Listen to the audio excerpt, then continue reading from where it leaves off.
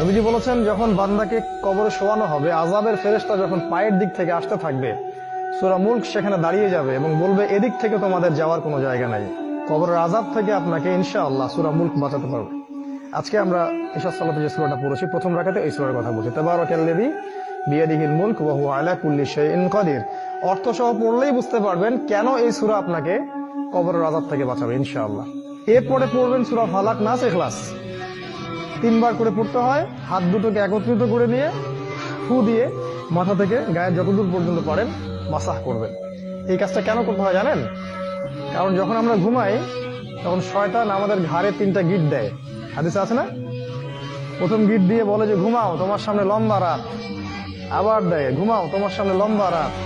ঘুমাও, তোমার সামনে লম্বা রাত। এই যে 3 বার আপনি গাটাকে মাসাহ করলেন, ঘুম থেকে ওঠার সময় আপনার মধ্যে কোনো অলসতা কাজ করবে না, ওই গিট কেটে যাবে ইনশাআল্লাহ এই সূরার বরকতে।